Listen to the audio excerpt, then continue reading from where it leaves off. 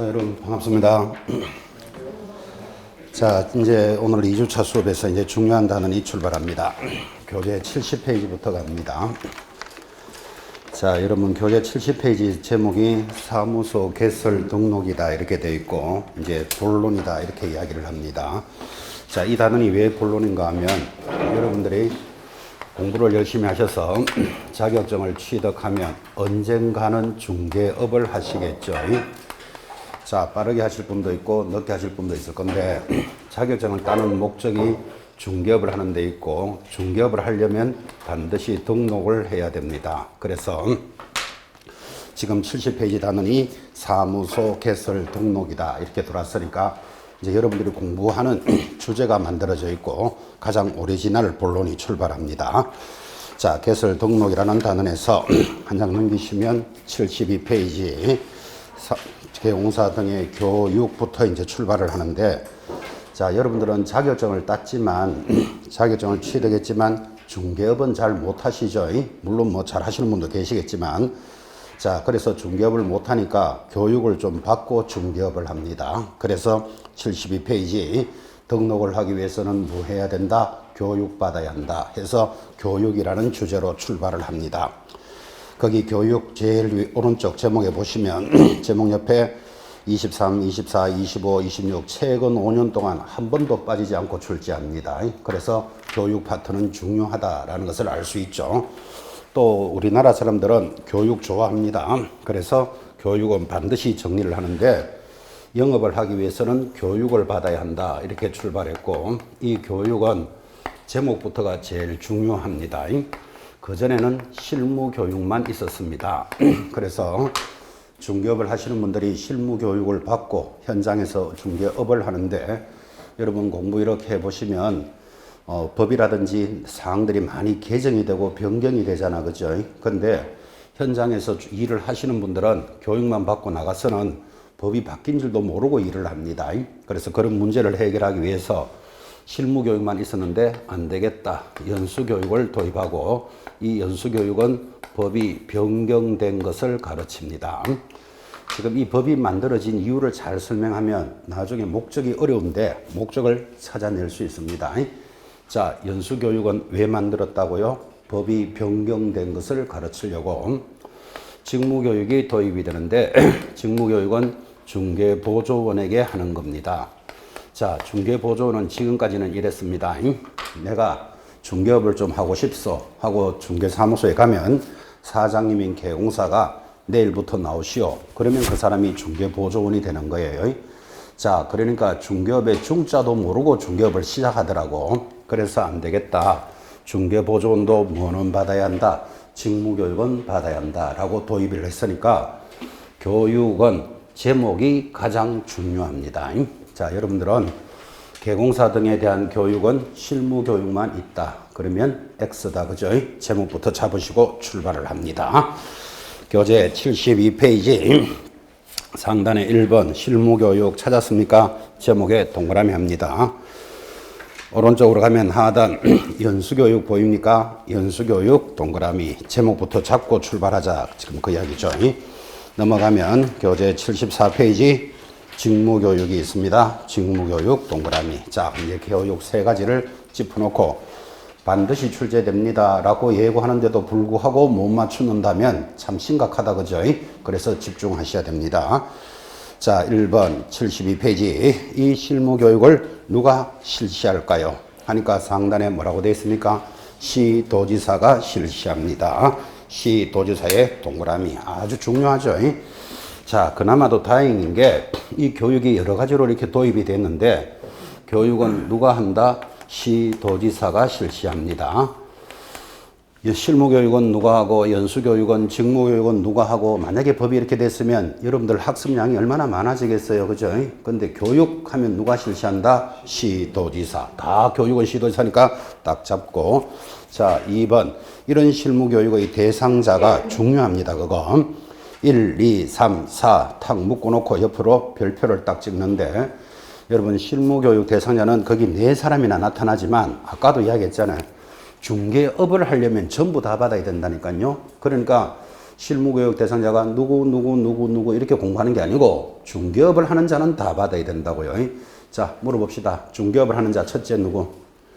개공사. 두 번째 소공사. 법인의 임원. 그리고 분사무소 책임자. 이런 사람들이 중개업을 하는 자들이잖아. 그죠? 이런 사람은 다 받습니다. 그런데 중개업을 하는 자 중에 중개보조원이 거기 없습니다. 왜 없을까요?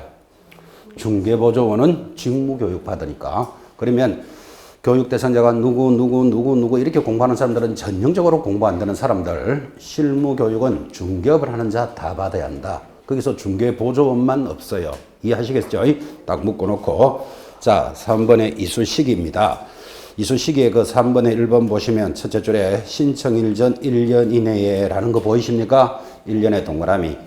바로 밑에 분사무소 책임자 1년 이내라는 거 보이나요? 1 동그라미. 소공사 1년 이내 1 동그라미.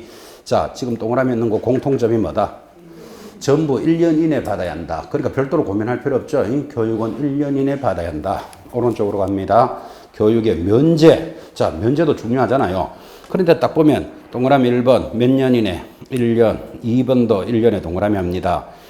그 2번에는 소공사 1년, 그 다음에 고용관계 종료 1년, 4개인데 전부 다 공통점이 뭐다? 1년. 자, 그럼 여기서 배울 수 있는 건, 모든 교육의 유효기간이 얼마다? 1년이다. 그럼 1년 이내에 받아야 되고, 1년 이내는 다시 받을 필요는 없다. 그게 면제잖아요, 면제. 자, 그렇게 해서, 이 지금 72페이지 하단에 있는 내용과 73페이지 상단에 있는 것들을 막 줄을 꺼가면서 암기하고 이렇게 접근하면 안 되죠. 모든 교육의 유효기간은 몇 년? 1년. 전부 1년 이내 받아야 되고 1년 내로는 다시 받을 필요는 없다. 예를 들어서 이런 이야기 하는 거예요. 지금 등록을 하고 영업을 하는 개공사 실무교육 받아야 됩니다. 그 실무교육을 받고 중개업을 하다가 한 6개월쯤 돼서 그만하고 싶어서 폐업 냈어요. 왜 폐업 냈죠? 하기 싫어서 폐업을 내고 서너 달 놀다가 야, 나 다시 해야 되겠다. 다시 들어올 때 교육 받을 필요 있다 없다? 없다고. 서너 달 뒤에 들어올 때는 받은 날로부터 1년 이내는 무조건 면제니까 지금 그 이야기 하는 거예요. 내려가서 5번 교육 내용 만만찮죠. 직무 수행에 필요한 법률 지식, 부동산 중개와 경영 실무, 직업 윤리 등을 목적으로 하는데 말이 많습니다. 근데 이런 것들이 문제가 들어오더라도 여러분들이 찾을 수 있는 것, 연수교육은 법이 변경되었다. 요것만 기억하시면 목적은 어떻게든 찾아냅니다. 어려워하지 말고 가볍게 눈으로 보시고. 자, 그 다음 중요한 게 교육 시간이에요. 몇 시간? 28에서 32시간. 줄 딱 꺼놓고 지금부터 암기해요. 28에서 32시간을 교육받습니다. 두 번째 교육, 연수교육 공부합니다. 자, 연수교육 실시권자 누구? 물어나마나 시도지사. 정의되어 있죠? 모든 교육은 시도지사가 합니다. 대상자. 자, 지금 연수교육은 법이 바뀐 것을 가르친다 그랬으니까 1번 실무교육을 받은 개공사 동그라미, 소공사 동그라미는 2년마다 연수교육을 실시합니다. 자, 그럼 여기서 여러분이 배울 수 있는 거, 연수교육은 법이 변경된 것을 가르쳐 주는데 법이 매일 바뀌는 건 아니잖아 지금, 그죠? 그래서 이거를 몇 년마다 실시한다? 2년마다 실시하는데 자, 2년마다 실시하려면 교육을 합니다 라고 통지를 해줘야 되잖아, 그죠? 그래서 바로 밑에 통지는 제일 밑에 줄에 언제까지 해준다? 2개월 전까지 통지해 줍니다.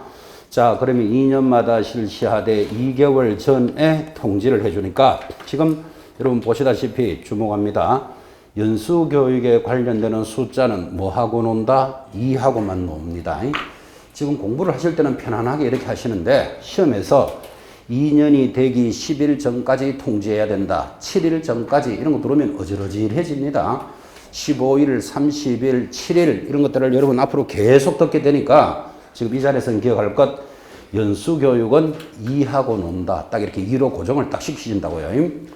우리가 이렇잖아요. 뭔 일을 연속한다 이런 말 들어보셨죠? 연속한다 하면 하나 들어가면서 바로 따라 들어가면 두 개 들어가면 연속한다 그러잖아, 그죠? 그래서 연수교육은 뭐 하고 논다? 2. 그래서 숫자를 2하고 딱 잡아 놓습니다. 그렇게 해서 숫자를 고정시켜 놔야 돼요. 지금 수업할 때는 편안한데 시험에 문제로 만나면 장난 아닙니다. 그래서 연수교육은 2하고만 놉니다. 넘어가서 연수교육의 내용. 자, 첫째 줄에 중개 관련 법제도의 변경사항, 중개와 경영 실무, 직업윤리 등을 목적으로 하겠다 하고 들어오는데 아무리 말이 많아도 포인트가 딱 보이죠? 뭐가 들어온다? 변경 딱 잡으셔야 돼. 변경이 들어오면 무슨 교육이다? 연수교육입니다. 밑에 교육시간 줄 것입니다. 12에서 16시간을 받습니다. 자, 연수교육은 12에서 16시간을 받는데 법이 바뀐 것을 가르쳐 주려고 지금 교육을 소집했는데 안 받으면 밑에 500만 원짜리 과태료가 탁 붙어 있습니다. 거기 별표 놓고 500만 원짜리 과태료입니다. 세 번째 교육, 직무교육 내려갑니다. 자, 직무교육 하고 나오면 자동으로 교육권자 누구? 시도지사인데, 거긴 하나 더 붙었죠? 등록관청을 하나 딱 줄 거놓으세요. 그래서 중요한 거예요. 자, 이 직무교육은 서너 시간 받기 때문에 3, 4시간 받는 것을 시도지사님이 내려와서 굳이 받을 필요는 없고, 등록관청도 할 수 있습니다. 등록관청이 시장, 군수, 구청장도 할 수 있다. 그게 시험용이에요. 거기 등록관청에 줄 딱 긋고. 자, 대상자, 누구를 대상으로 합니까? 중개보조원을 대상으로. 교육은 전부 1년 이내. 다시 이야기할 필요 없고. 직무교육의 면제 이야기할 필요 없죠? 1년 이내는 받을 필요 없다. 교육의 내용. 제일 밑에 4번에 1번. 중개보조원의 직무 수행에 필요한 직업윤리. 그래서 이 직무교육은 간단하잖아요. 직업윤리. 이걸 목적으로 합니다. 그러니까 교육의 목적도 여러분들은 절대로 어려워할 필요는 없다. 뭐를 체크하면 된다 그랬죠? 연수교육은 법이 변경되었다. 그것만 딱 잡으시면 된다고요. 제일 하단 교육시간 3에서 4시간을 받습니다.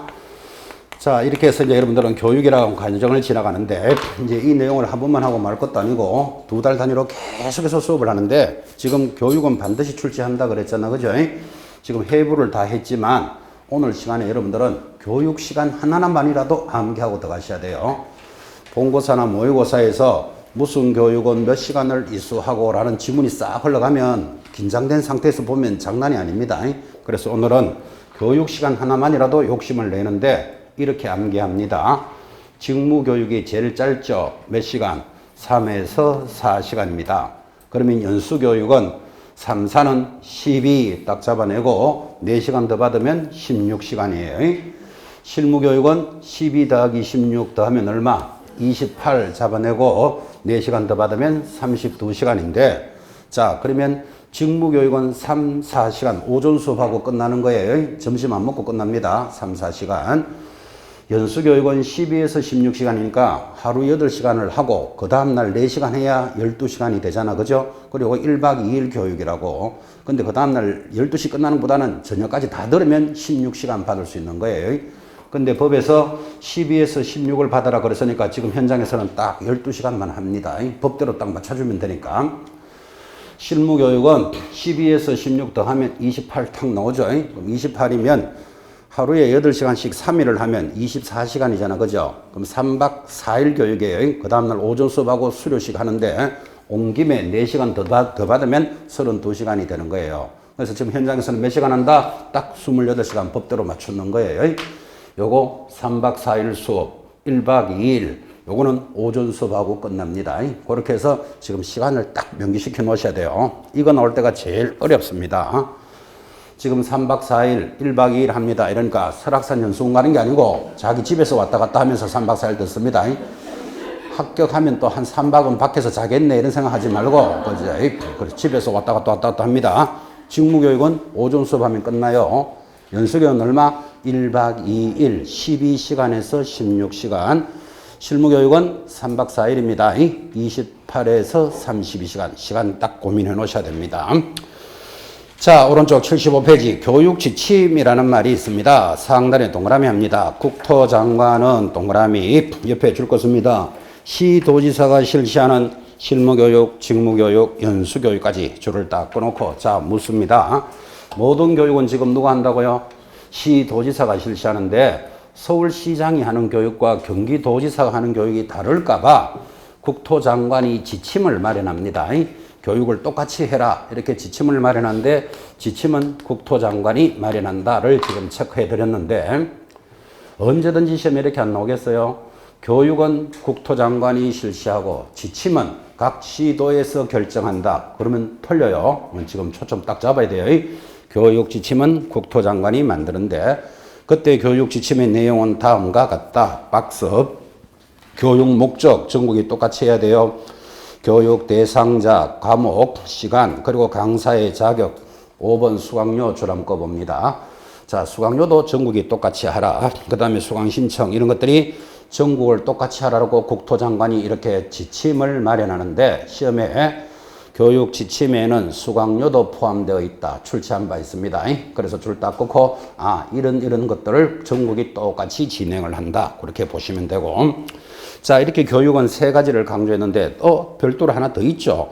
부동산 거래사고 예방 교육이라는 게 있는데 제목에 줄을 딱 끊고 설명할 필요가 없죠. 이야기 다 해주잖아요. 거래사고를 예방하는 교육이다. 그 목적이고 뭐고 다 나왔죠. 그게. 그래서 여러분들이 보면 이런 교육은 누구라도 많이 하는 게 좋죠. 사고를 예방하는 거니까. 그래서 누가 실시합니까? 국토장관, 시도지사, 등록관청이. 할 수 있는 사람이 다 하는 거예요. 교육은. 사고는 예방할수록 좋다는 건 이해하시겠죠. 그 다음에 누구를 대상으로 한다? 바로 밑에 개공사 등 줄 꺼놓고 중개업을 하는 사람들은 모두 다 거래사고 예방교육 받아야 돼요. 크게 어려운 내용은 없다. 그죠? 그리고 교육비 지원이 제일 밑에 2번의 별표인데 자, 요게 이제 생색용입니다. 모든 교육 경비는 교육을 받는 사람이 부담하겠죠. 그런데 여기 거래사고 예방교육은 국가가 교육비를 지원해 줍니다. 그리고 요건 생색용으로 기억해 놓으셔야 됩니다. 참고로 여러분들은 지금 공부하고 계시는 여러분들은 빠르거나 늦거나 모두 다 실무교육을 나중에 받습니다. 시험 끝나고 나시면 빠르게 하거나 늦게 하거나 실무교육을 받을 텐데 교육비가 한 15만 원쯤 됩니다. 뭐 교육자료, 장소비 이런 거 해서 15만 원 누가 부담할까요? 받으러 오는 사람이 부담해야 돼. 본인이 부담하는 거예요. 교육비 내기 싫다. 그럼 오지 마세요. 이래 되는 거예요. 그럼 중개업을 못 하는 거예요. 뭐 자기가 하고 싶으면 내고 받는 거예요. 그래서 그걸 수혜자 원칙이라 그래요. 연수교육 1박 2일 한다 그랬죠. 교육비 대략 한 7만 원 됩니다. 본인들이 내고 받습니다. 법이 바뀐 것을 가르쳐 주니까. 자, 직무교육은 중개보조원이 되고자 하는 자가 받는다 그랬죠. 교육경비 대략 4만 원 정도 됩니다. 자기가 부담하는데 나 교육비 내기 싫다. 그럼 오지 마세요. 이래 되는 거지 뭐. 그럼 자기 중개보조원 못 하는 거예요. 하고 싶으면 내고 받는 거예요. 그래서 수혜자 원칙인데 제일 밑에 부동산 거래사고 예방교육은 국가가 경비를 지원해 줍니다. 국가가 경비를 지원해 주니까 요거는 생색용으로 문제를 내고 싶다고요. 그래서 그 별표 딱 찍으시고 그래서 그랬는지 지금 이 법이 도입된 지가 약 7년이 됐는데 지금 거래사고 예방교육은 한 번도 안 했습니다. 한 번도 안 한 이유는 돈 아끼려고 안 했는지 그런 건 모르겠는데 법으로만 이렇게 딱 들어와 있는 거예요. 근데 뭐 돈 아끼려고 했지는 않았겠고 전국의 개공사 등을 다 모아놓고 교육하기가 안 쉬웠을 거예요. 그래서 법으로만 이렇게 딱 들어옵니다. 개념 잡으시고 넘어가면 76페이지 이 거래사고 예방교육에서 하나 알아야 될 거 3번의 셋째 줄을 보면 10일 전까지 통지한다. 그거 하나만 줄을 딱 껐는데 요 10일 전을 어디로 갖다 붙이는가 하면 연수교육은 10일 전에 통지한다. 그러면 틀리겠죠. 그거 하나를 고민하면 됩니다. 연수교육은 숫자가 뭐하고 논다 그랬죠? 무조건 2하고 논잖아요. 2년이 되기 2개월 전. 그렇게 해서 헷갈리지 않도록 딱 잡아 놓으셔야 됩니다. 자, 이렇게 해서 이제 교육을 받았습니까? 교육을 받았으면 이제 중개업을 하기 위해서는 뭐 해야 된다? 등록을 해야 된다. 그랬잖아. 그죠? 그래서 오른쪽 77페이지 등록이라는 단원이 들어옵니다. 제일 상단에 개설 등록 받는 기념으로 등록에 동그라미를 딱 찍고 자, 중개업을 하기 위해서는 지금 등록한다고 동그라미를 찍으셨는데 허가 받는다 하면 틀려요. 예전에는 영업을 하기 위해서 허가 받았고 허가를 안 받은 자를 뭐라 불렀을까요? 무허가업자 이런 말이 있었겠지. 지금은 그런 말이 없어요. 지금은 중개업을 하기 위해서는 뭐 한다고요? 등록을 합니다. 그래서 등록에 동그라미 하시고 이제는 등록 안 하고 영업하는 자를 뭐라고 부를까요? 무등록업자 그러겠지. 자, 영업을 하려면 등록을 하는데 등록의 개념이 뭡니까? 밑에 성격 보면 가장 중요한 게 적법 요건의 별표 딱 찍으셔야 됩니다. 자, 앞으로 등록을 하고 영업을 하는데 등록은 무슨 요건 하면 적법 요건 이거를 기억하셔야 되고 지금 적법 요건이라고 했지 효력 요건이다 이렇게 시험에 들어오면 X예요. 옆에다가 적어 놓으셔야 돼. 그래서 등록은 적법 요건이지 효력 요건 하면 틀립니다. 이 부분은 이번 시간 끝날 때 다시 한 번 더 이야기할 겁니다. 자, 등록은 무슨 요건? 적법 요건. 그거 하나 기억하시고 내려가면 2번 기속행위입니다. 자, 기속행위 줄 딱 꺼놓고 기속이라는 말은 조건을 딱 갖추면 반드시 등록을 해준다. 반드시 해준다를 기속행위라 그래요. 객관식 문제에서 옆에다가 재량 해놓고 재량행위 X 표시하셔야 돼요. 재량적 행위하면 X입니다. 반드시 해준다. 넘어가서 세 번째 일신전속성 줄 다 꺼놓습니다. 자, 일신전속성이라는 것은 등록은 그 사람을 보고 해준 것이니까 그 사람이 사망하거나 하면 상속하거나 양도되어야 할 수는 없다. 그것을 뭐라고 부른다? 일신전속성. 동그라미 딱 찍어 놓습니다. 그래서 등록의 성격을 가볍게 보셨는데 이 등록의 성격은 행정법적이니까 그냥 가볍게 보시되 중요한 게 적법 요건. 그거는 기억하셔야 됩니다. 자, 그럼 등록이라는 뜻을 대충 알았다면 드디어 등록 신청자와 등록 관청하고 이제 본론으로 출발을 하는데 항상 수업을 이렇게 했죠. 중개업을 하려면 등록을 해야 되니까 등록을 신청하겠죠. 신청을 하면 접수하는 곳이 있고 접수가 되면 확인하는 절차를 거쳐서 등록이 되었다. 등록이 되었다를 등록필했다 그럽니다. 자, 그러면 신청한 자에게 통지를 해줘야 내가 등록됐는지를 알겠지. 며칠 만에 통지한다고요? 7일 내로 서면으로 통지합니다. 아주 중요합니다, 이거. 통지가 오면 어떻게 해야 되죠? 가서 등록증을 받아야 되잖아요. 교부받고 이 등록증을 게시하고 걸어놓고 드디어 중개 업무가 시작이 됩니다. 자, 지금 여러분들은 공부를 하고 계시는데 공부를 하는 가장 큰 목적이 뭐다? 1번 인격을 양성하려고. 그런 소리 하고 있으면 안 돼요. 2번 자격을 취득하려고. 답이 뭐죠? 자격을 취득하려고 지금 공부를 하시잖아, 그죠? 그럼 자격을 왜 취득하죠? 중개 업무를 언젠가는 하려고. 그죠?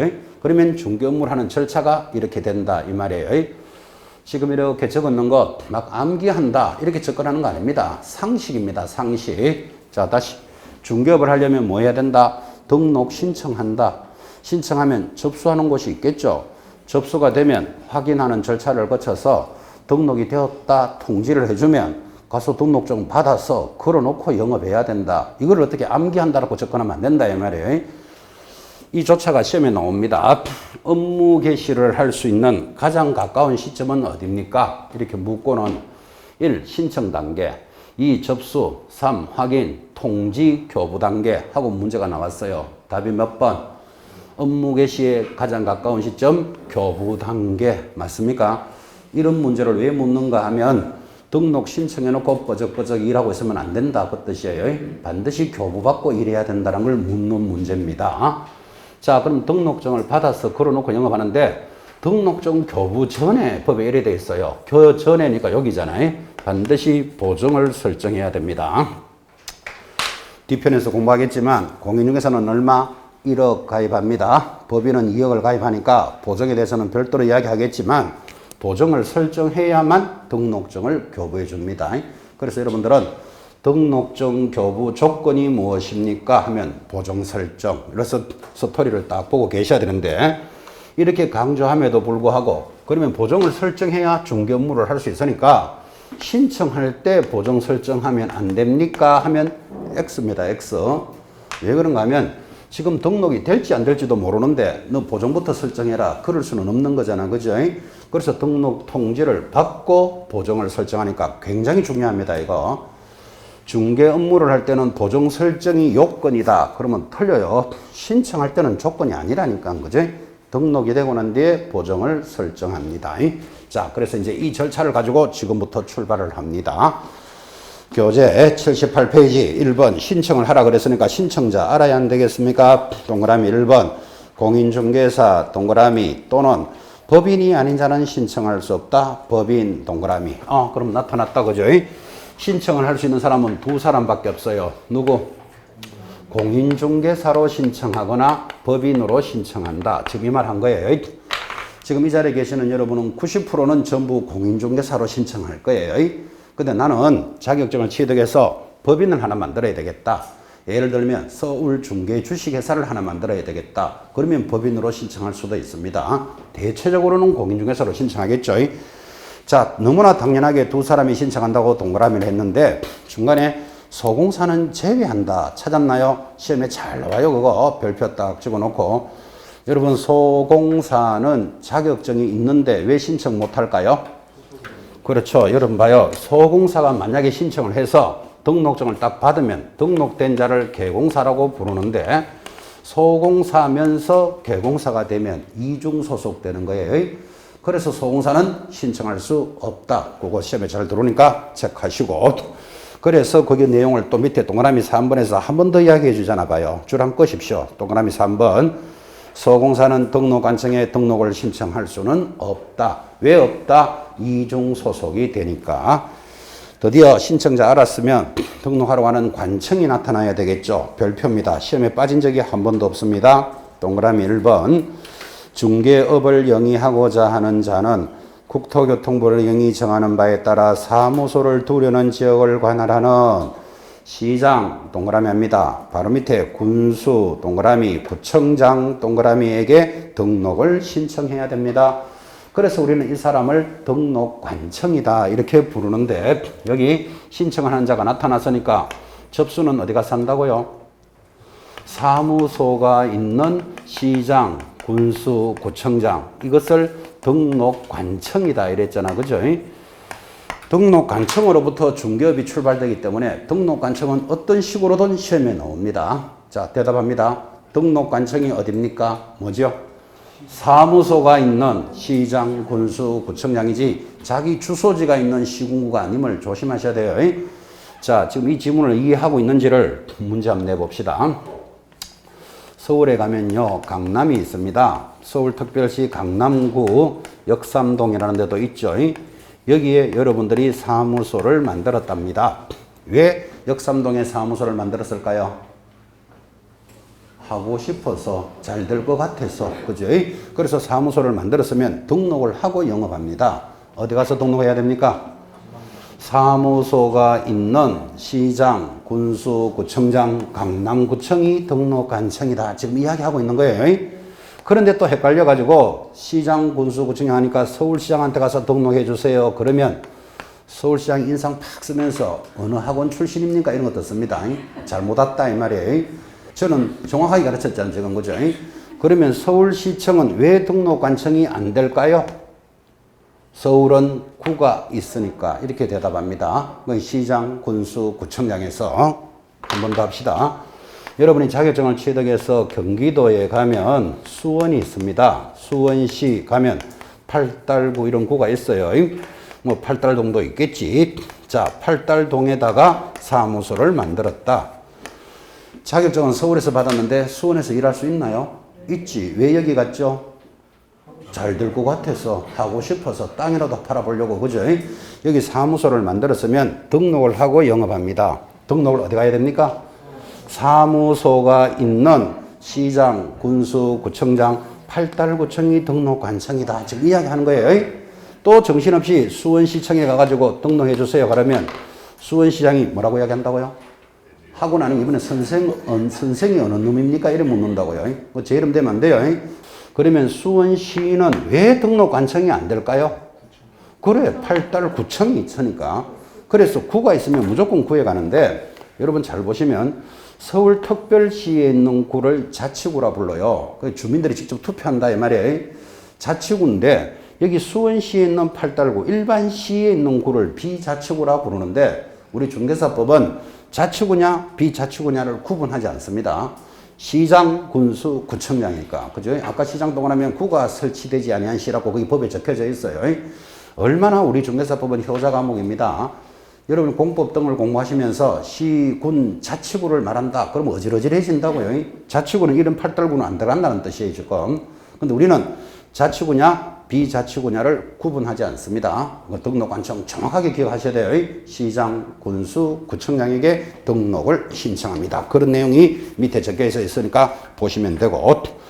드디어 79페이지에 오른쪽 올라와서 개설 등록 기준 별표 딱 찍어놓고 옆에 작은 표시도 보이지만 시험에 빠진 적이 한 번도 없습니다. 자, 그러면 등록 기준을 갖춰야 되는데 1번 공인중개사가 등록을 하는 경우 공인중개사의 밑줄 긋고 자 보시다시피 등록을 신청하는 사람이 두 사람이잖아요. 공인중개사 아니면 법인이니까 이 사람들의 기준이 지금부터 나타나는데 시험에 빠진 적이 한 번도 없다 이렇게 전달합니다. 첫째, 공인중개사로 등록할 때는 1. 실무교육 이수할 것. 실무교육 좀 전에 공부했습니다. 몇 시간 받으라 그랬죠? 28에서 32시간을 이수하고 돌아야 돼. 왜 그런가 하면 자격증은 있지만 일은 잘 못하잖아. 그죠? 그래서 교육을 좀 받아야 된다니까요. 실무교육을 이수할 것. 두 번째, 사무소를 확보할 것. 기준 잡았습니까? 기준은 100% 출제됩니다. 그래서 이런 기준을 갖춘 자가 신청을 하는데 넘어가면 법인이 기준할 때 이 법인의 등록 기준이 더 중요합니다. 별표 탁 찍어놓고 앞으로 우리 중개사법을 공부하시면서 감각적으로 그죠? 법인이라는 말이 들어오면 중요하다 이렇게 저절로 연결하셔야 돼요. 이렇게 이야기합니다. 여러분 어린 시절에 그죠? 골목에 구멍가게 있었던 거 기억나십니까? 그때 어릴 때 아주 옛날에는 골목골목마다 구멍가게가 있었어요. 근데 어느 날 갑자기 구멍가게가 싹 없어지고 슈퍼가 싹 돌았어. 슈퍼가 들어오지만 그게 지금 홈플러스 이마트로 대형 마트로 바뀌었죠. 그리고 유통이 이렇게 바뀐다고 세월에 따라서 그죠. 그래서 이렇게 바뀌는데 우리 중개업계도 여러 가지 문제점이 많지만 제일 큰 문제점이 뭡니까? 이러면 중개사무소가 구멍가게화 돼 있다고. 골목골목마다 없는 데가 없다고 그죠. 그래서 이 구멍가게를 슈퍼로 맞추는 게 법인이에요. 부동산 정책이 그렇게 가기 때문에 앞으로 여러분들은 우리 중개사법에서 뭐 법인이 어떤 말이 나오면 아 이거는 중요하다 이렇게 느낌을 딱 가지시고 지금 법인의 기준 나왔잖아 그죠? 중요하다 이 말이에요.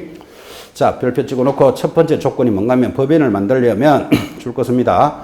상법상 회사 또는 협동조합 기본법에 따른 협동조합으로서 자본금이 5천만 원 이상이어야 한다. 상법에 그래 되어 있다니까 그죠? 자 그러면 상법상 회사라는데 상법상 회사가 뭐냐 하니까 상법에 들어가 보니까 밑에 동그라미 2번 줄만 껐습니다. 상법에 규정된 회사는 주식회사, 유한 책임, 한명, 합자회사라는 게 보이시죠? 이거 중에 하나를 만들어라 이 말인데 사실은 여기서 제일 많이 만드는 게 뭐더라? 주식회사가 제일 많죠. 왜? 만들기도 좋고 청산하기가 좋아서 그래요. 근데 시험에서 이렇게 들어오면 틀려요.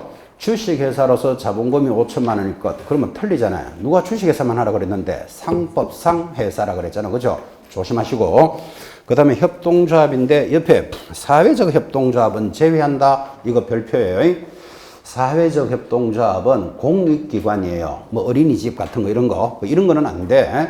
그래서 여러분들은 앞으로 협동조합 하면 동업자 관계다. 이렇게 기억하시고 자본금은 얼마? 5천만 원을 요구합니다. 상법에 그래 되어 있다니까 이게. 여러분 여행사를 만들 때는 자본금이 얼마, 건축회사는 얼마, 단종회사는 얼마, 회사별로 다 법이 정해져 있습니다. 또 다 알 필요 없고 중개법인은 자본금이 얼마여야 한다? 5천만 원이어야 한다. 줄 딱 꽂고 자 쭉 내려가서 두 번째 기준 14조의 업무만 해야 돼요. 14조 역시 동그라미 놓고 기억합니다. 그때 14조 업무는 오늘 수업 끝날 때쯤 하는데 밑에 박스에 14조 업무가 들어옵니다. 거기 1, 2, 3, 4, 5 박스에 있는 거 딱 이렇게 묶고만 주시고 뒤편에 합니다. 14조 업무만 할 것. 오른쪽 갑니다. 세 번째 조건 줄 거야 돼요. 대표자는 공인중개사여야 하며 그러니까 법인의 대표자는 자격증은 반드시 있어야 됩니다. 공인중개사여야 하며 대표자를 제외하고 제외 동그라미 위에다가 포함하고 시험에 들어옵니다. X 표시해놔야 돼요. 그래야 공부 잘하는 학생 돼요. 포함하면 틀린다. X.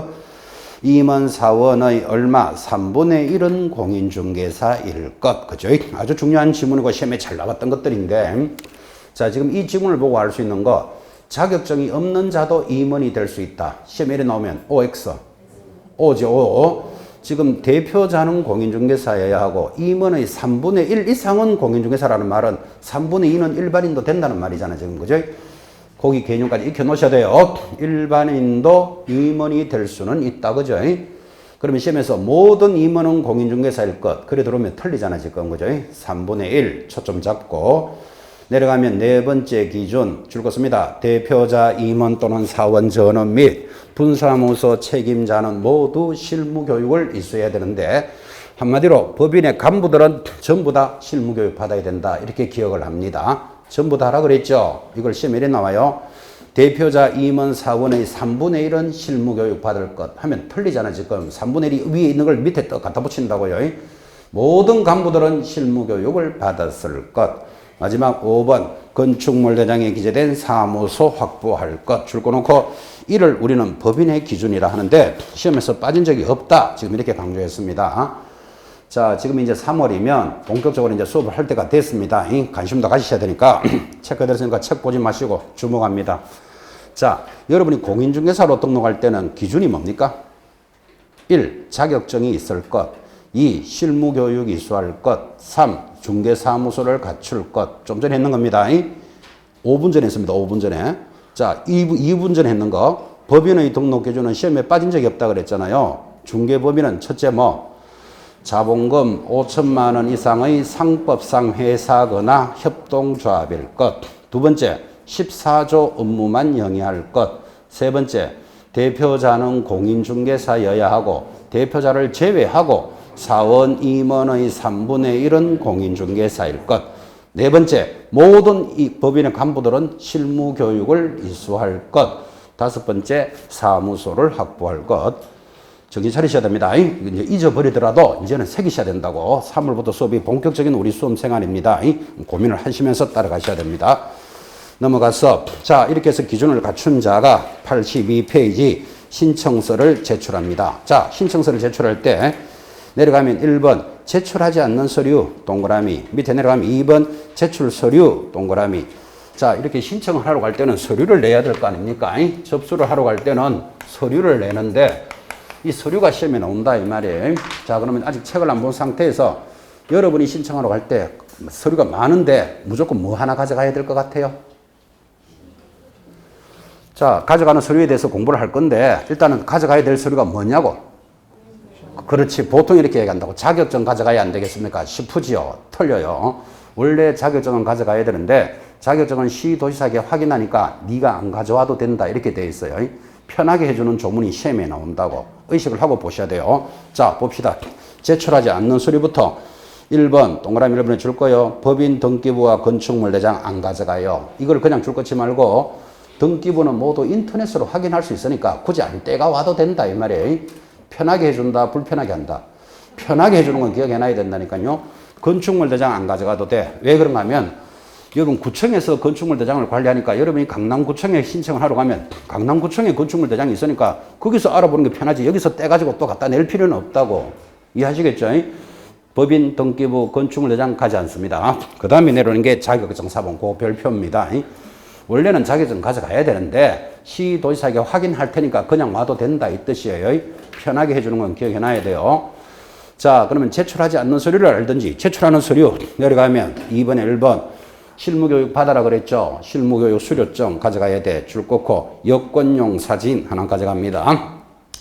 등록증에 붙여서 내줘야 되니까 여권용 사진. 그 다음에 사무소 확보 서류. 요거는 제출하는 거. 자, 제출하는 것, 안 하는 것 구분하되 한쪽으로라도 확실히 잡고 계셔야 됩니다. 오른쪽 갑니다. 83페이지. 외국인이 가져가는 서류가 있습니다. 외국인의 동그라미. 자, 물어봅니다. 외국인도 중개사 자격을 취득할 수 있다, 없다? 너 당연하게 있지. 그럼 취득했으면 등록할 수도 있잖아요. 그 외국인은 이런 서류를 가져와야 돼. 기억, 거기 두째 줄에 보시면 두째 줄 가운데 공정한 신청인의 진술서라는 거 보이시죠? 공정서류 동그라미. 그리고 니은의 셋째 줄 이상한 말 아포스티유 동그라미. 아포스티유가 영어 같죠? 영어가 아니고 이게 라틴어입니다. 결격 사유가 아니다 그런 건데 하여튼 아포스티유 누가 가져간다? 외국인. 바로 밑에 동그라미 2번 영업소 등기를 증명하는 서류 줄 딱 꺼놓고 법인이 가져가는 겁니다. 자, 그러면 줄을 껐으니까 시험은 이렇게 들어오겠죠. 다음 중 공인중개사 합격자인 김미숙이 제출하지 않아도 되는 것을 고르시오 하면 아포스티유 이런 거 들어오면 탁 찍어낼 준비하시겠습니까? 이런 거는 사실 시험 잘 안 내죠. 졸던 사람도 아포스티유는 이거는 외국인이 가져갈 것 같은 느낌이 온다니까 지금. 그죠? 그 위에 공정서류 이런 게 시험에 들어온다고. 그죠? 이거는 외국인이 가져가는 거다. 그래서 공인중개사 합격자인 김미숙이 제출하지 않아도 되는 거다면 첫 번째 답이 아포스티유, 공정서류 이 정도는 무슨 말인지 이해됐죠? 그런데 자격증 사본도 답이 된다고. 자격증도 제출하지 않습니다. 그래서 서류 어떻게 들어온다 정리했고, 내려가면 4번 이럴 때 신청할 때 수수료가 있습니다. 수수료의 동그라미. 자, 그럼 수수료가 얼마입니까? 이렇게 절대로 안 묻고 뭐를 물어야 되는가 하면 등록을 신청하고자 하는 자는 줄 것입니까? 당의 지방자치단체 조례가 정하는 수수료를 납부하는데, 여러분이 어디 가서 등록할지 우리가 알 수가 없잖아. 어떤 사람은 강남에 가서 등록할 거고, 어떤 사람은 분당에 가서 할 거고, 일산에서 할 거니까 거기에 해당되는 조례가 있다니까요. 그래서 우리가 금액을 모른다고. 지방자치단체 조례 됐죠. 그래서 금액을 모르는데 시험에 이걸 뭐라고 내는가 하면 국토교통부령이 정하는 수수료. 이래 들어오면 X예요. 왜? 국토교통부령은 우리나라 하나밖에 없잖아. 그러면 전국에 어디 사더라도 수수료는 같아야 될 거 아니라, 그죠? 그래서 옆에다 적기를 국토교통부령 X, 그거를 체크해 놓으셔야 됩니다. 잘 듣고 계시는지 한번 물어봅시다. 앞에 분은 만약에 합격하시면 등록 관청이 어디가 될 것 같아요? 분당구에 가는 해당되는 수수료가 있을 겁니다. 지금 분당 사세요? 내가 사니까 분당이라 그러면 안 되고, 사무소를 거기 둘 거니까 이렇게 해야 돼. 사는 건 어디 살더라도, 그죠? 앞에 분은 나중에 등록관청 어디 될 것 같아요? 강남구청입니까? 그러니까 강남 다르고 분당 다르겠지, 수수료가, 그죠? 그래서 우리가 금액을 모른다고. 지방자치단체 조례입니다. 그런데 제가 이 수업을 오래 했으니까 우리 졸업생들이 나가서 등록한 분이 많을 거 아니에요, 그죠? 신청할 때 수수료 있는데 거기 수수료 얼마나 했어요? 제가 이렇게 물어봤어요. 그러니까 그분이 한 13,000원쯤 됩니다 이러더라고. 그러면 그분이 낸 곳이 13,000원이면 강남은 5만 원 받고 서초는 12,000원 받고 그럴 일이 없어요. 거의 비슷해요.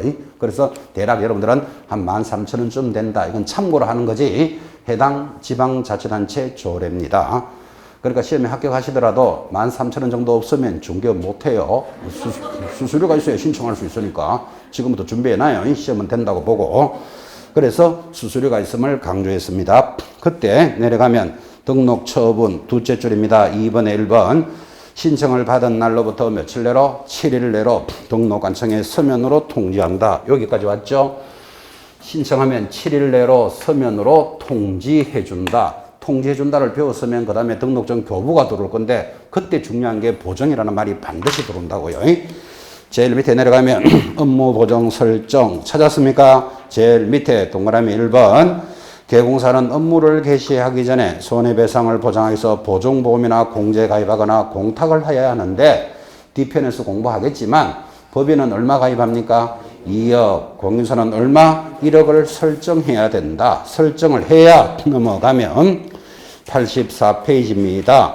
3번 등록증을 교부해 줍니다. 그래서 거기 3번에 동그라미 2번 보시기 바랍니다. 파란 글씨. 자, 3번이 2번 등록관청은 등록을 한 자가 줄 것입니까? 보정을 설정하였는지를 확인하고 등록증을 언제까지 지체 없이 교부해 준다. 지체 없이 교부의 동그라미예요. 이것도 얼마나 중요한가 하면 자, 등록은 며칠 만에 해준다 그랬죠? 7일 만에 통지해 준다 그랬잖아. 그죠? 그러면 보정을 설정하면 등록증은 지체 없이 교부해 주는데 이거를 7일 만에 교부한다고 시험에 싹 건다니까, 그죠? 그러면 막 딸려 들어가요, 여러분들. 7일을 어디서 봤기 때문에. 등록증은 언제까지 교부해 줍니까? 지체 없이 교부해 줍니다. 그리고 이거를 7일 하면 틀리고, 15일 하면 틀리고, 30일 하면 틀려놓고는 대체 며칠이고, 이러고 있으면 이제 날 셉니다, 공부가. 법의 성질이 등록증을 받았으면 걸어놓고 영업해야 되잖아, 그죠? 그러니까 바로 교부해 줘야지 그 사람이 걸어놓고 영업하지. 7일 만에, 15일 만에, 이 말은 7일 내로 니 영업을 못 한다는 말이 되잖아, 이게, 그죠? 절대로 숫자가 들어가면 안 되는 개념이라고요. 그리고 이걸 시험에 나올 때마다 틀리고는 나올 때마다 스트레스 받는다고, 그죠? 그래서 지금 강조하는 거 잘 들어요. 언제까지 교부해 준다? 지체 없이 교부해 준다. 자, 교부를 해주면 등록관청이 등록대장에 기록하고 이런 것들은 등록관청이 하는 일이니까 참고로 보시면 돼요. 제일 밑에 5번 중요해요. 협회에 통보를 하는데 등록관청은 다음에 해당되는 사실을 협회에 통보한다. 오른쪽 올라가서 통보하는 거 모두 몇 개? 6개가 들어오는데 박스 밑에 한번 봅시다. 동그라미 2번. 등록관청은 매월 등록행정처분대장에 기재하여 둘째 줄에 줄 것입니다. 다음 달 10일까지 협회에 통보하여야 한다. 협회에 통보해야 되는 거 모두 몇 개? 거기 6개가 나타납니다. 자, 6개가 나타나는데 여러분 이렇게 기억하셔야 돼요. 지금 강남구청에서 여러분에게 등록증을 교부해줬다. 그러면 여러분은 등록증을 받았죠. 그럼 걸어놓고 영업하면 되는데 중개협회는 누구에게 교부됐는지를 알 수가 없다고. 그래서 협회에다가 다음 달 10일까지 협회에 통보를 해서 협회가 그 사람을 관리할 수 있도록 해줘야 된다. 이런 뜻이에요. 그때 협회에 통보해 주는 게 모두 몇 개? 6개가 있다니까요. 객관식 문제 내기가 좋으니까 1번은 줄 거예요. 금방 배웠잖아. 등록증을 교부한 사항은 통보해 줘요.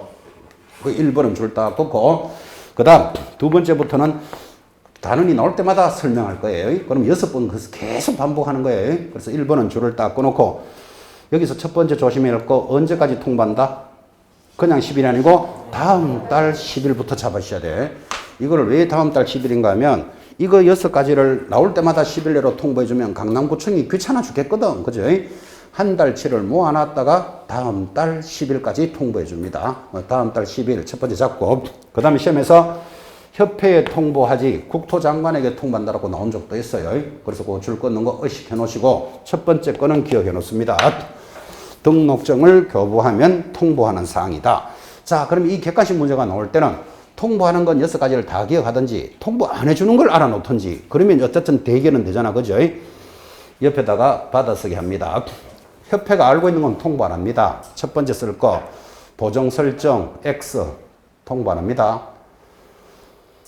등록증 재교부 통보 안 합니다. X. 자격 취소 X, 자격 정지 X 한 4개. 자, 그러면 통보하는 것 6개를 기억하든지 앞으로 시험 칠 때까지 안 해도 되는 건 4가지를 알아놓든지. 첫 번째 뭐라고요? 보정 설정 통보 안 해요. 왜? 협회가 알기 때문에. 여러분 등록증을 교부하면 협회에 통보하도록 돼 있죠. 그럼 등록증을 교부하려면 보정이 설정돼야 된다니까요. 그 협회가 아는 거 이건 통보 안 한다니까. 두 번째, 등록증 재교부. 여러분 등록증 교부할 때 통보했는데 그 사람이 잊어버리거나 문석에 대해서 다시 받으러 갔겠지. 그거 통보해줘야 될 이유 있다 없다? 없어요. 재교부 통보 안 해요. 그 다음 자격 취소, 자격 정지도 협회가 모를 것 같은데 왜 통보 안 하는가 하면 자격 취소 정지는 누가 한다? 시도지사가 하는 거예요. 지금은 누가 통보하는 거다? 등록관청이 통보하는 거예요. 그래서 통보 안 하는 건 4가지예요. 자, 그러면 시험에 한번 나와봐라고 기다리셔야 됩니다.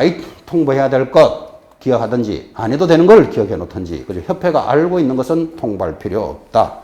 밑에 종별의 변경 참고로 보시면 되고. 자, 87페이지 한 장 넘기시면 제일 상단에 양식이 나타났는데 사무소 개설 등록 신청서라는 양식 보이십니까? 자, 거기 앞에 체크표에다가 체크표 딱 해봐요.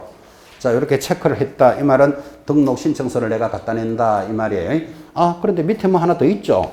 만약 여기도 체크표 해봐요. 자, 밑에도 체크하면 등록 신청할 때 인장 등록 신고도 같이 하겠다. 이런 뜻이에요. 그럼 여기서 배울 수 있는 것. 두 번째는 체크표를 안 하게 되면 어떻게 되죠? 나 등록 신청서만 내겠다. 이 말이잖아. 지금 그죠? 그러니까 인장 등록은 신청할 때 내도 되고 안 내도 된다는 걸 지금 이 양식을 보고 안다고. 우리가 지금 최근 3년 동안의 중개사법의 유형이 그죠? 이 양식에 관한 문제가 2-3개가 들어오는데 여기서 들어올 때 여러분이 어려워요. 법은 공부하기 때문에 쉽게 자꾸 접근을 하는데 양식은 공부 안 하면 못 맞췄습니다. 자, 지금 보시면서 대답합니다. 등록을 신청할 때 반드시 인장 등록 신고서를 제출해야 한다. OX, X 해도 되고 안 해도 되잖아 지금. 그죠? 그 내용을 지금 보고 있습니다. 양식을 보고. 하나 넘기시면 이렇게 신청서를 내면 89페이지 드디어 등록증을 내줍니다. 오늘 여러분 첫 교시부터 시작했는 거 이거 받으려고 계속 지금 수업하고 있는 겁니다. 등록증을 받으려면 뭐 해야 된다? 실무교육 받고 가야 된다. 어디 가서 해야 된다? 시, 군, 구청에 가. 지금 계속 그 이야기 하고 있잖아. 그지? 가져가는 서류는 뭐다? 안 가져가는 건 뭐다? 지금 이렇게 공부하고 있죠. 이 등록증을 걸어놓고 영업하는데 이거를 옛날에는 영업 허가증이다 그랬다고요. 지금은 허가가 아니고 뭐 등록증. 제일 밑에 시장, 군수, 구청장이 누구지요? 등록관청 이렇게 불러야 된다고요. 내가 등록을 한 등록관청에서 등록증을 받아서 이거를 걸어놓고 영업합니다 하는 수업이 지금 계속 진행이 되었고, 한 장 넘어가시면 자, 당연한 이야기지만 90페이지 이런 등록증을 양도되어야 할 수는 없다. 동의하시겠습니까? 정 빌려주고 빌려받고 하면 안 됩니다. 그럼 여러분한테 정 빌려줄 수 있습니까? 이런 건 절대로 문제 안 나오고 위반하면 제재가 뭘까요? 올 시험에 내요. 그래서 3번에 1년 징역 1,000만 원 벌금 줄 다 꺼놓으셔야 돼요. 그래서 증을 빌려주거나 빌려받으면 1년에 1,000만 원. 쭉 내려가면 큰 6번에 1번 이중 등록의 제목에 동그라미 하시고, 자, 이중 등록은 이거겠죠. 지금 여러분이 강남에 가서 등록을 하고 영업을 하는 자가 강남에 등록해놓고는 수원에 가서 또 등록하고 영업하는 자가 있어요. 그거를 보고 뭐라 부를까요? 이중 등록은 금지한다. 내용만 들어봐도 대충 이해는 되죠. 그럼 여러분한테 이중 등록 할 수 있습니까? 이런 건 안 묻고 제재가 뭐냐? 제일 밑에 뭐라고 되어 있죠? 1년에 1,000만 원. 이 등록에 관련되는 것은 형벌이 전부 1년에 1,000 이렇게 연결되는 거예요. 오른쪽 이중 소속도 금지합니다. 이중 소속은 이거겠죠. 이렇게 등록을 해서 영업을 하는 자가 자기 사무소에서 영업을 잘해야 되는데 등록을 해놓고 자기는 정작 다른 법인의 임원으로 가 있거나 다른 중개사무소에서 근무를 합니다. 그런 사람을 보고 뭐라 부른다? 이중 소속도 금지한다 이 뜻이에요. 자, 그럼 딱 들어보면 전부 위반하는 느낌이 오죠. 등록증 양도되어 이중 등록, 이중 소속, 그죠? 그럼 이런 걸 할 수 있습니까? 이렇게 묻지 않고 제재가 뭐냐 이렇게 묻는다니까요. 전부 똑같아. 제재가 얼마? 쭉 내려오시면 91페이지 가운데 3번 위반 시 제재 개공사 얼마? 1년에 1,000만 원. 그럼 지금 했는 것들이 1년에 1,000만 원짜리가 반이 끝났어요. 형벌에, 그죠? 그래서 느낌을 가지면서 크게 잡아 놓으셔야 됩니다. 자, 하나만 더 하고 잠깐 쉴 겁니다. 한 장 넘기시니까 거기 보시면 무등록 중개업이라는 단어는 있고 별표를 딱 찍는데, 우리 이 중개사법을 만드는 이유가 무허가업자를 없애려고 만들었기 때문에 무등록에 관한 문제는 어떤 식으로든 들어옵니다. 그래서 상단에 별표 탁 찍어 놓고 첫 번째 등록의 효력 소멸이라는 단원이 들어왔는데, 여러분 봐요. 이렇게 등록증을 받고 걸어놓고 영업하던 자가 업무를 보고 있는데 효력이 없어지는 경우가 어떤 경우일까요? 내가 등록증을 받았는데 이 등록이 효력이 없어져 버렸어. 언제? 내려갑니다. 1번 사망 찾았습니까? 동그라미. 사망이 나오면 바로 옆에 해산이 항상 붙어 다닙니다. 개인이 죽으면 사망, 법인이 죽으면 해산이니까 중개업을 하던 자가 사망할 수 있다 없다? 사망할 수 있죠. 왜 사망했죠? 숨을 안 쉬니까, 또는 독침에 맞았으니까 뭐 여러 가지 이유가 있겠죠.